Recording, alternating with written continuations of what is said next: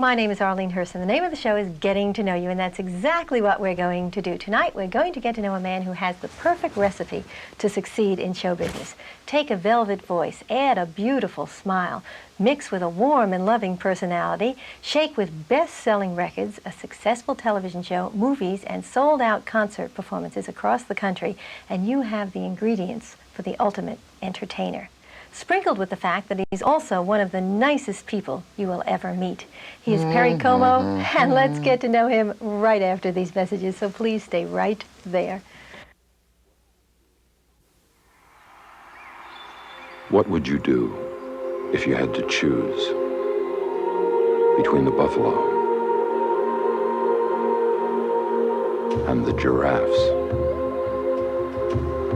Between a flower or an elephant? What would you choose? What if you had to decide between a 100-year-old tree and a 1,000,000-year-old beach?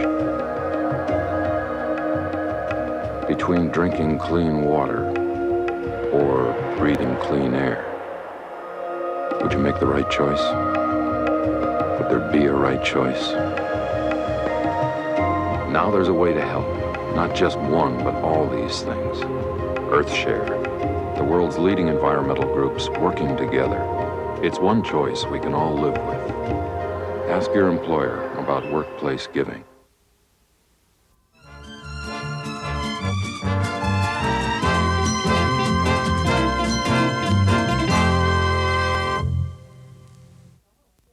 We're back. We're with my very special guest, Perry Como. We're here in his dressing room at Resorts International in Atlantic City.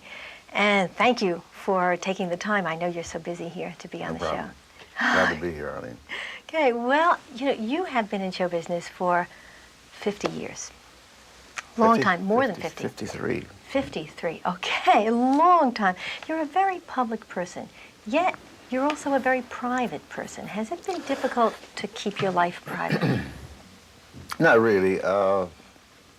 I guess I have ticked off a few of the writers, although my association with them has been very, very good.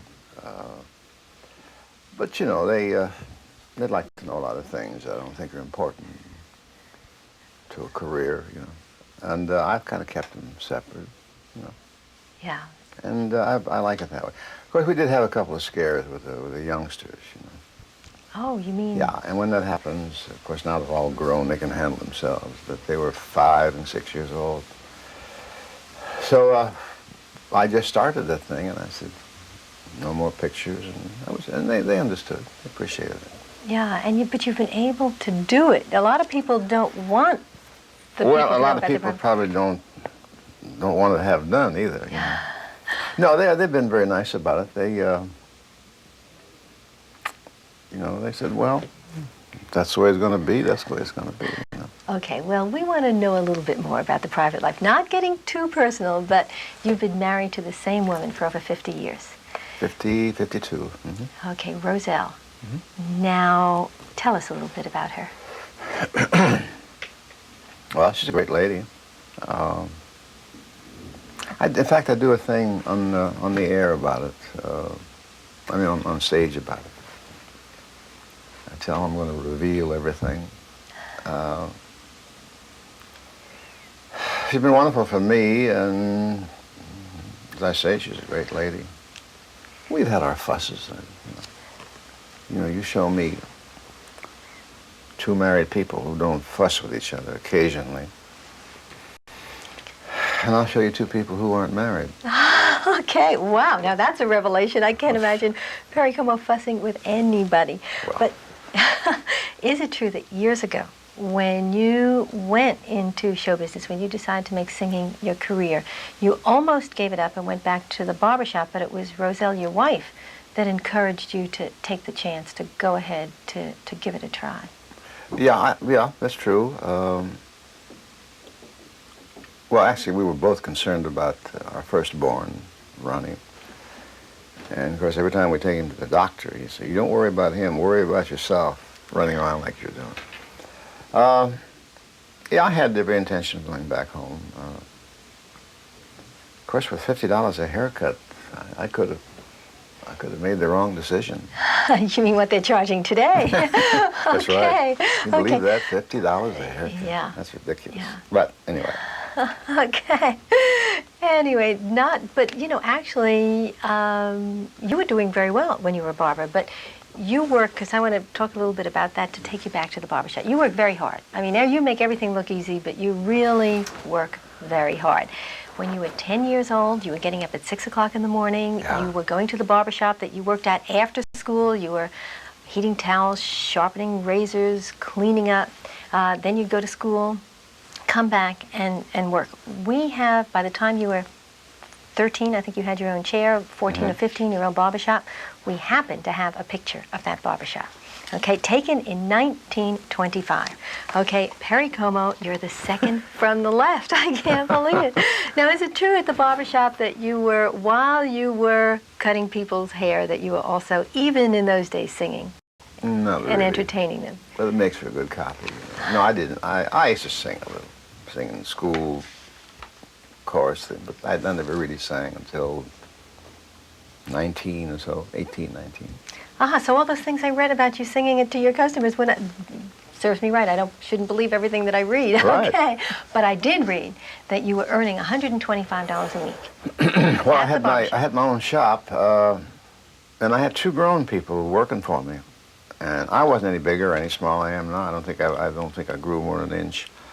So I was the boss, yes. And you know, as a kid, if you make $120, you want to make $125. You know, very proud of the fact to bring all this money home. And in those days, it was a lot of money. You know, but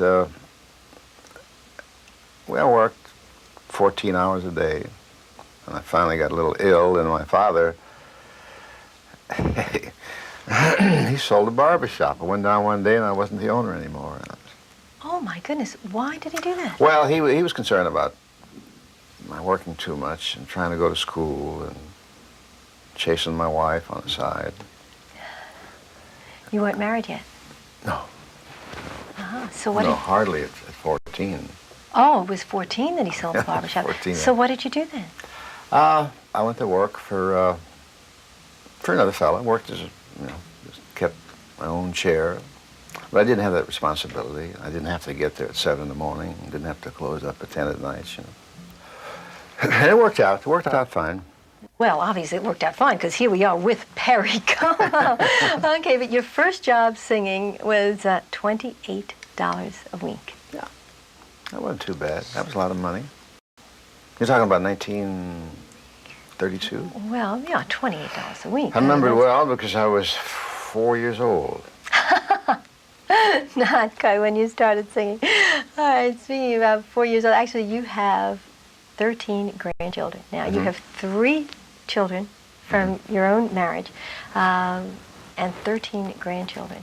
But when you were, you mentioned your son Ronnie being the oldest. When you were traveling, when you were earning your $28 a week, you were on the road with an infant. You had gotten married. Yes.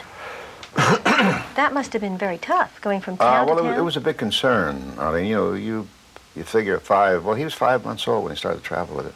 Of course, if you see him today, you'd know that it didn't affect him, because he's a big, strong kid. But it was tough. You know, we had a little car, and we put the bags in there and put a mattress on top and one of those zip things and stick him in there. And it was fun. Nothing romantic or bad about it, but we had a lot of fun doing it. And I hear at times when you had to warm his baby bottle, sometimes you would have to unscrew the radiator cap to warm the bottle. You came prepared, didn't you?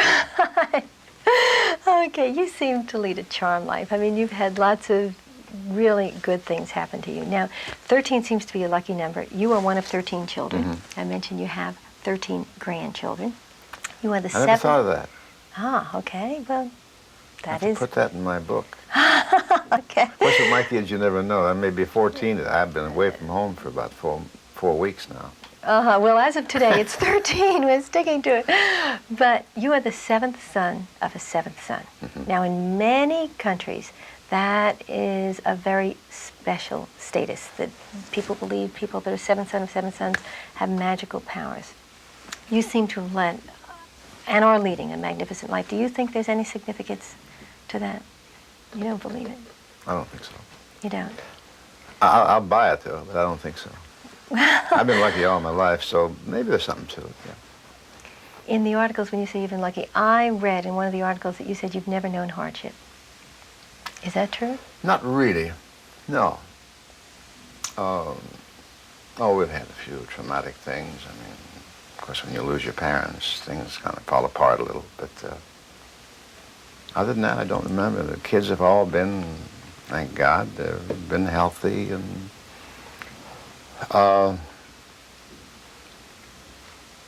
I can't think of anything that I would say was really heartbreaking, you know. How old were you when you lost your parents, when you mentioned, were you an adult I was at that time? fairly young.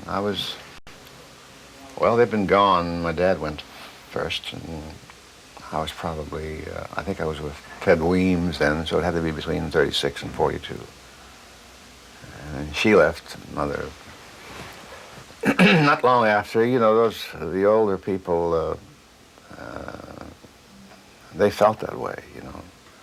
You take one away from the other, you might as well take both of them. Yeah, true. So they never really saw your tremendous success. Not really. My dad came to see me one day in Pittsburgh, and that was, I had just left Weems. And he was a Gigli man, Caruso, you know, when he knew I sang because I was making a living doing that, but he came to the Stanley Theater, which is my home, really, right near Pittsburgh. I put him in the front, of course, when I walked out. All my friends were there, and they're screaming and yelling and carrying on, and it scared the hell out of him. And he ran out of the theater. After the show, I'm looking for him, and I can't find him. He'd already gotten on a streetcar, and he'd gone home, see. But I was interested in what he was going to say, you know. After listening to these great singers he used to play, record records of. And then the recordings were all bad because they were to that little thing that, you know. And I says, well, what do you think, Pop? And he looked at me, he said, he was very quiet, a very relaxed, laid-back man, you know, with 13 kids running all over the place. It didn't bother him. And he looked at me and he says, brava. In Italian, it means nice or good or whatever. And I couldn't believe, you know, his excitement. That was it. Gee, I wonder where you get it from. But he was a cutie. He was a great man. Yeah, he was a great man. That's true. We have to take a break, and then we're going to come back and talk some more. We're speaking with Perry Como. We're at Resorts International Hotel in Atlantic City. We'll be right back after these messages, so please don't go away.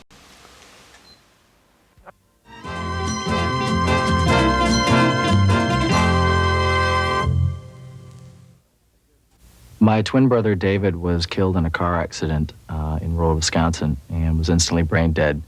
And our family got a phone call probably about an hour after it happened. We had talked about organ donation. Actually, my brother was the one that had brought it up, knowing that those were his wishes. It wasn't scary. It wasn't a big deal. It just seemed like the right thing to do. So it was sort of like the most fitting tribute that, you know, his death, the final comment wasn't his death. It was that, you know, it was life. It was life affirming.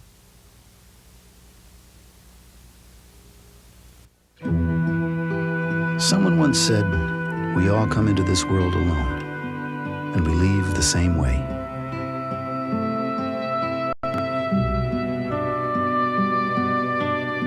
But in between, we have the chance to connect and help each other, to find ways you can do something to connect with the people in your community, called the Points of Light Foundation. Do something good. Feel something real.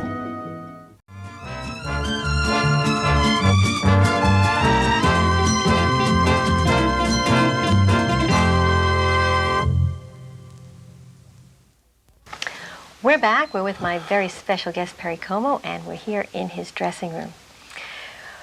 You were just sharing with us a little bit about your family and the fact that you have led a pretty good life and are leading a pretty good life. You know, not too much hardship, but however, there is an expression about being caught with your pants down. Okay, now it's even hard for me to say that. Perry Como was caught not only with his pants down, but with his pants off. Have you seen this picture? That's pretty stupid, isn't it? A grown man. I think yeah, I saw it. Okay. I think it was I was having some clothes tried on. That's silly. I kind of wonder how that happens in the newspaper. That's either the Daily News or the New York Post. I have to take a look and see what it is. But, however, I mean, I was astounded. Now, how did you feel about that? Made a difference. Didn't make any difference? No, not really. Okay, There's a couple of friends of mine that use that a few times. But it's okay, no problem. Do you have people try, we talked earlier about the private life, so I know, do people kind of try and take pictures of you at times when you'd really not? I'm not as private, as I used to be, because as I say, the kids are grown now. My kids can walk Actually, I can walk anywhere. And nobody, we drove in here and they're talking about, well, where are you going? I said, I'm going to take a walk on the boardwalk. Well, we'll send 8 people. I said, no. Just forget it. All I'd have to do is put a hat on, and I can go anywhere. Now, whether it's the color of the hair or whatever, I can just walk anywhere I want. They said, well, you can't walk out there without security. I said, yes, I can. And I did. I think that part of it is that today it's different from when you started out with the fan clubs and the screaming girls falling at your feet. Well, we went through that. There was a period when Frank and whoever, but when they come to the studio, I'd say, please don't scream, And I'd say, you're going to interrupt the show. You can't hear what I'm saying. Because when Frank would step out there, I know he'd call me once in a while and say, come over and do a couple of shows. I have a sore throat or whatever. And you walk out there and you feel like an idiot. I did anyway. I said, listen to what I got to tell you and then do whatever you like. And I say, well, they do it for him, they do it for so-and-so. Why can't we do it for you? I said, because you're not paying attention, Yeah. How can you scream and listen at the same time? So we kind of, on our shows, you very seldom hear that. And they were very nice about it, which of course I appreciated. I kind of wonder also when you were doing live TV, your television specials now are spectacular. They come from all over the world. Your Christmas special, I love. It's very entertaining, very special. You also learn about the place that you are. But when you started in television, you were doing live television. Were there a lot of catastrophes that happened during that time because of maybe people screaming or? No, but we'd kind of tell them before the show, please don't do it. And they were very nice about it. I mean, the fan clubs would keep the other people quiet. They thought it was a thing to do, now, of course, now it's all hands. It's all well choreographed. You watch a concert, all you see are hands and some guy trying to sing a ballad, And you wonder what they're trying to do. Of course, I don't understand the video thing at all, those discs they make. Okay, now that's different now. Television is very different. MTV, that's the music videos. You were asked to do a music video. Well, I can't imagine me singing Sweet 16 and people doing this behind it, Everybody go out of their minds. I don't know what they're doing, Arlene. I really don't. My kids know. They're well aware of what's going on. But sometimes I feel like I'm not even in the business, really. Because it's so different? It is. I'll go completely different. Crabs falling out of trees and snakes crawling. God. But you don't have to do it like that. You had a major hit just a very short time ago, one of my favorite songs, written by Jerry Herman from La Caja Fall, The Best of Times Are Now. That probably could have been okay. Could have been a music video. But I don't think the guys would play it because, it doesn't have that thing going, that drum and they would probably play it on what we call the music of your life station today, which I think has caused a little resurgence in all singers like Stevie, Lawrence, and Tony Bennett, and Frank. Now, Frank made a disc. I've never seen it, but have you ever seen it? Yeah, I did. Yeah, he made a music video, and it got a lot of play for a time. For about 10 minutes. And they put him on the back burner. Now, I'd like to do one, a funny thing. Somebody sent me one that actually sent it to me about a year ago, that they use up in Canada. And they did a comedy thing on this clown with the gray hair, winds up on the floor singing. And the girls are in the back of him going, da, da, da, da, da. And he goes, da, da, da. And I thought that was funny. Oh, okay, well, I think you should consider doing one. Maybe not that one, but we have to take a break and we'll come back again. I'm trying to think of the station, SWTV or something up in Canada. I don't know. And the producers sent me a tape of these. I hope you're not insulted. My name was funny. Okay, we're going to take a break and then we'll talk to you more. We're speaking with Perry Como. We'll be right back after these messages, so please stay right there.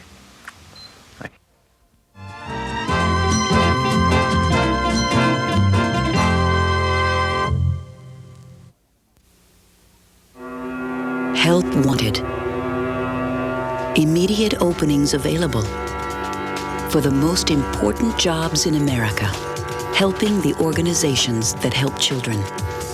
Whatever you can do, in whatever time you have, you can make a difference. To learn how you can help in your community, reach us at this web address and number. We're fighting for the children. Whose side are you on? Out! Out! There's no ways out! It's impossible! Actually, Coach, it's not. See, Jimmy had to travel a distance of 90 feet. He reached an average speed of 15 miles per hour. The ball left 2 seconds later than Jimmy and had to go 1.5 times the distance. If education is important to you, talk to your child's school about raising academic standards. Call 1-800-38-BE-SMART for a free booklet and be a big league Thus parent. enabling it to reach the destination at a much quicker rate. Did you factor in the wind speed? It's a thin line between newborn and stillborn, full term and premature, between healthy and sick. If you're pregnant or think you are, getting prenatal care early is the most important step you can take. Don't put your baby's health on the line. Take care of yourself so you can take care of your baby. Find out now about getting prenatal care. Call 1-800-311-2229.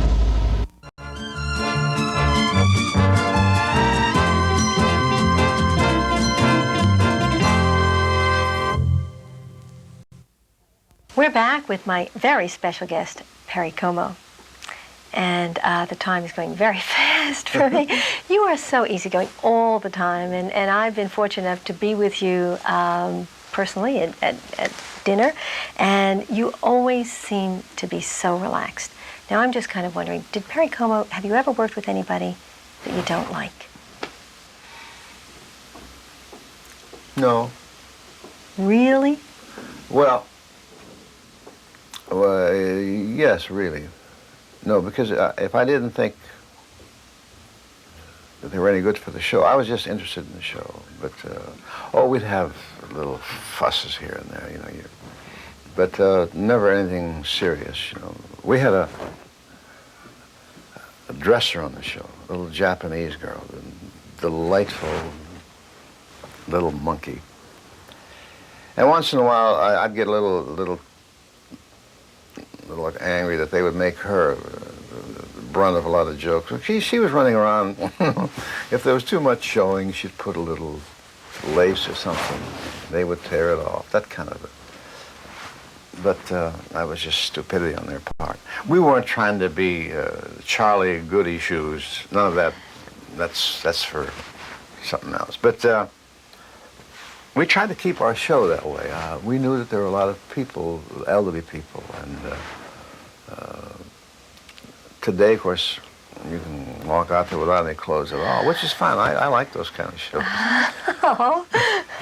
But she would try to keep it very nice, you know. And I'm talking about 1950, 30 years ago. Yeah. That was a no-no to have somebody walk out. But no, I understood. I mean, I tried to understand. A lady, if she has a great figure, you know, a wonderful figure, I show it, you know, on somebody else's show. Okay. Okay. Have you? But and I think that kept our show in the air. Because now it doesn't make any difference, you know. Right. people are either more understanding or they're not paying as much attention. Speaking about show, we hear some music in the background, and that's the band rehearsing for your show tonight. You haven't been in Atlantic City for 40 years. This is your first time back. The last time I was here, I worked on the pier, and I had just left Weems. I was about 42, 43, and it was a lot of fun. We did 9 shows, I think, in 9 hours. You know, they do a show, empty out, bring a new group in. And we worked between the diving horse and whatever. Remember they had a horse? I don't remember the steel pier. I wish that I did, as a matter of fact. Right, No, well, I didn't, but I didn't, but anyway, we're glad to have you back here, and, you know, especially to have you on my show again. You don't do many talk shows. Do you avoid them purposely? I know most of the guys, Johnny Carson and Merv Griffin and the rest of them, they're all friends of mine, but I can't see myself walking into a studio with a record under my arm, you know, my latest hit. Well, I would get sick. So what do I have to talk about, really? And they stay friends. They understand that. If you have a show or if you have a book that you're plugging or a record, new record, that would be embarrassing to me. The reason I'm here, I happen to like you and admire you, and we're not going to get at each other about some dumb thing that they might think that a viewer might enjoy hearing. So we're just sitting and talking. But you get on some of those shows, and of course they wouldn't do it to me because, well, they just wouldn't do it. Yeah. So what would we talk about? My golf game? How interesting well, but you know, Perry Como was a very interesting and a very special man, and I'm really glad that you took the time to be on my show again. It's a pleasure. You know that. And I thank you very much. I hope that you have enjoyed getting to know Perry Como. I know that I certainly have, and that you'll join us again next week. Meantime, good night. It's been a pleasure getting to know you.